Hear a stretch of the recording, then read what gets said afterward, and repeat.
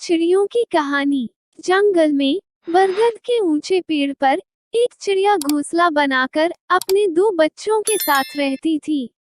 एक दिन एक तूफान आया और बरगद का वह पेड़ गिर गया। पेड़ से दबकर चिड़िया मर गई, लेकिन सौभाग्य से उसके दोनों बच्चे बच गए। तेज हवा चिड़िया के एक बच्चे को उड़ाकर एक गुफा के पास ले गई, जहां डाकू रहा करते थे। चिड़िया का दूसरा बच्चा ऋषि मुनियों के आश्रम के पास जाकर गिरा। समय बीतने लगा और दोनों बच्चे बड़े होने लगे। कई महीने बीत चुके थे। एक दिन एक राजा जंगल में शिकार करने आया और रास्ता भटक गया। वो बहुत थका हुआ था। एक स्थान पर उसने अपना घोड़ा रोका और पेड़ की छाया में आराम करने बैठ गया। जहां वह आराम कर रहा था, उसके पास ही एक गुफा थी।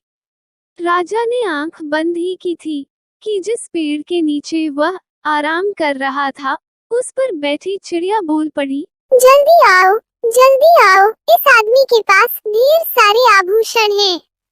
इसका गला काटकर इसे मार डालो और इसे लूट लो। ये सुनकर राजा हैरान रह गया। तभी उसे गुफा के अंदर कुछ आहट महसूस हुई। खतरा भांपते ही वह अपने घोड़े को सरपट दौड़ाता हुआ वहां से दूर निकल गया। वह घोड़ा दौड़ाता दौड़ाता थक चुका था। आराम करने वह एक पेड़ के नीचे जा बैठा। पास ही एक आश्रम दिखाई पड़ रहा था। उसके नीचे बैठते ही पेड़ की एक डाली पर बैठी चिड़िया बोल पड़ी, राजन, आपका स्वागत है। इस समय आश्रम में कोई नहीं है। ऋषि बाहर गए हैं, किंतु आप अंदर जाकर आराम करिए। कुछ देर में ऋषि आते होंगे।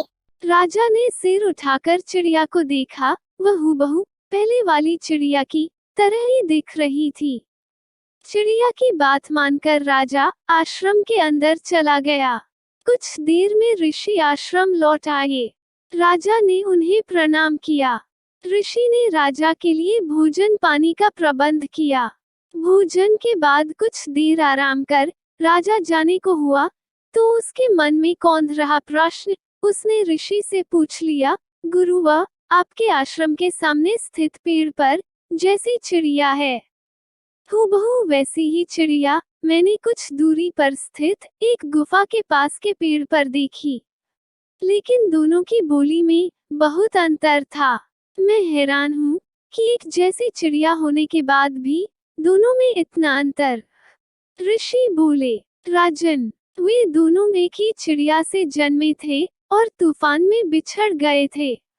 एक डाकुओं की गुफा के पास उनके संगत में बड़ी हुई और उनकी बोली सीख ली। एक हम ऋषियों के संगत में बड़ी हुई और हमारी बोली सीखी। सब संगत खेल है। हमारी संगत का हमारे आचरण, व्यवहार और जीवन पर अत्यधिक प्रभाव पड़ता है। इसलिए सोच समझकर संगत का चुनाव करना चाहिए, क्योंकि जैसी संगत वैसी रंगत।